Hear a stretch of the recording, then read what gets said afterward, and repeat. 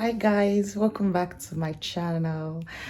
Um, Today I'm going to be talking about referencing and Harvard referencing. Okay, so I'm going to try to break it into bits as possible as I can. Okay, firstly, don't forget that I have a Telegram group where you can ask questions directly to me, so you don't need to send me a mail because I might not see it. And besides, that mail is just for businesses, okay? It's for business transactions or business inquiries, okay? So if you want to ask me any question concerning all of this process or any video I put up, just ask me directly on Telegram. I spend more time on Telegram than WhatsApp or any other social media platform. Okay, so that's by the way. What is referencing? What is referencing? Referencing just means to refer to, it means to mention. Okay, so now that you are an international student in the UK, you're here to learn. Here to learn from what people is going to teach you, what people, or the books that you're going to read, and the internet you're going to source from. The only thing referencing demands is you state where you get your information from, or rather, the only thing your school demands or your lecturer demands is to state where you got your information from. So you cannot just say, Obi is a girl. You need to reference why you said Obi is a girl. Did you carry out this investigation yourself? If you did not, so where is your source? That is just what referencing is. Now, referencing also shows that you've done a lot of work, you've done a lot of reading. It's a way to just show your lecturer and say, oh, I've been able to read 10 books, and he was going to be able to know that you actually read 10 books through that's your referencing. Okay, that's the way he's also going to know. Referencing also shows that you appreciate someone's work and you appreciate it enough to want to put it into your own work. Just imagine someone wrote on science and you don't agree with what the person wrote. Maybe he said science is this, science is that, and you don't agree. You wouldn't want to use that person's work. So the fact that you can use someone's work, it means that you actually appreciate what this person have done, and you want to use it in your own work, you want to use it in your own project. Okay, so when people get to read your project, your essay, your article, they're like, oh, so this is where you got your information from. It's a verified information. It's a verifiable information. Okay, it's not something that you just cooked up and said, like God is a woman. They want to know what your source, like how you got all that from. Referencing all shows how far and wide you have read. Okay, I'm going to take that again. Referencing shows how far and wide you have read. It brings out where you got your source from, the original source. It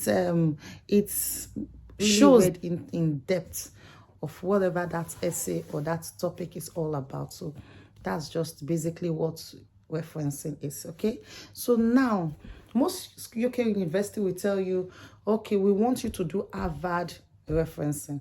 I think that word Harvard, you're like, it's one big thing they're asking me to do. Harvard referencing. Oh, look, Harvard referencing is not so difficult. It's something that we even did in our BSc, in our project and all of that. So Harvard referencing, what is it? We have two types of referencing. We have the in-text referencing. We have the paraphrasing. The paraphrasing, good. Now, the in-depth, in the in-text referencing is when you said, Wilson, in bracket 2005, showed that God is a woman. That's in-text. Maybe you just start writing, Wilson 2005 shows that God is a woman, and he also verified that he's gone to heaven before and he saw God that was really a woman and all of that. So that's in-text referencing. Then we have the paraphrasing. This, you have to write it in your own words. When someone will say, okay, God is a woman, and then you write it in your own words and say God is female, or the supreme being who named God is a female, and you will now put the reference name as Wilson 2005. if the person that actually wrote this project or this work that you're actually referencing, they're more than, if it's just one person, you just only write their name and their full name and then the year. If there are two of them, you write Wilson and Adam 2005. But if there are more than two, then you say Wilson et al 2005. Et al is ETAL. Okay, sorry, I don't have a whiteboard, so you say Wilson et al 2005. So all you just have to do is to write the first name of the author, Wilson, and then you say you put the 2005 in brackets, and then you try to also state what book did the person write. Maybe the title of the book is biology, and then you say Wilson 2005, then comma biology. What volume, in case it has two volumes, volume 1 and volume 2, you write, okay, volume 2. What page did you see this sentence that he wrote, God is a woman? You say, okay, page 56. That is Harvard referencing in depth. Now let me just paraphrase it.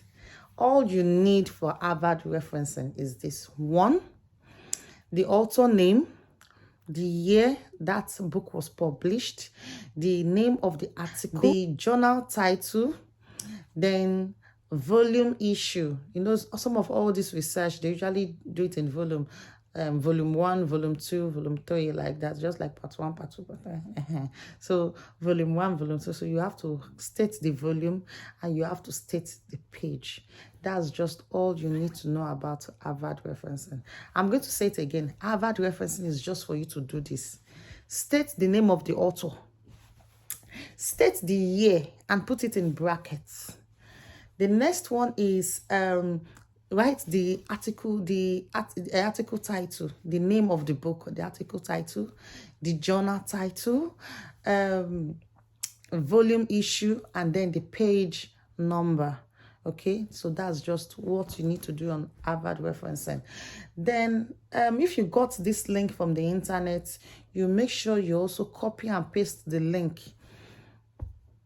Write it out on your project work. Okay, so if you're using your Microsoft Word, just copy the link where you got that information on and paste the link, and then you write the dates you accessed that website. Okay, so now, because you know website is always usually updated and something's changed, so you have to write, okay, I accessed it on www.robinson.com on the 25th of September 2021. Okay, so you state it like that. You can also reference your email. The same thing with your podcast. Wherever you get your information from, you can get information from podcast, email, internet, journals, articles, newspaper, anywhere. Okay, the most important thing is that no matter where you got it from, make sure you reference. Okay,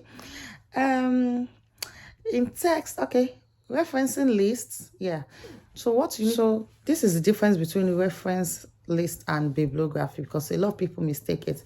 Reference list has to be at the end of the, usually at the end of the your article, your essay you're writing. Yes, I'm out to bibliography, yeah, I understand, but referencing list has to be in alphabetical order.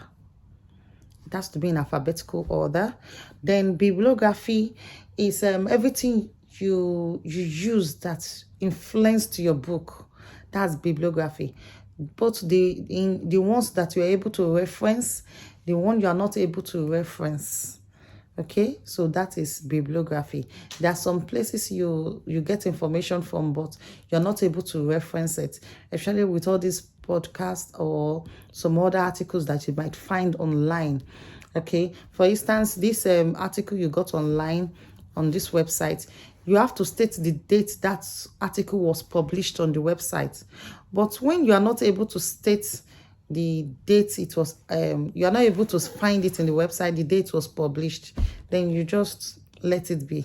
You just write no dates. Okay, make sure you indicate no dates. If you are not able to find the date that article was published on that website you visit. Okay, just write no date. It's as simple as that. Yes, one other thing you need to know is something called second referencing. Now, when the author of the journal you are using or the article you are using also referenced someone, some people also have that confusion. Now, the rule is this. The rule in Harvard referencing is this. Only reference the article you read. The article you read was written by Robinson in 2005. It doesn't concern you where Mr. Robinson got his own information from. Okay? So you can just state it, Robinson 2005, so you don't confuse yourself. But if you go through, if you have been able to read the reference that Robinson in 2005 also referenced in his book, then you can say reference Robinson 2005 in brackets, citing Paul 2003. It's just like that. So second referencing, you read Mr. Robinson's book and that's what you used. You did not read the books he also referenced in his own book. But if at all you actually read it, you just write Robinson 2005, citing Paul 2003. So that's just basically it. I hope I've been able to break down this Harvard referencing to you.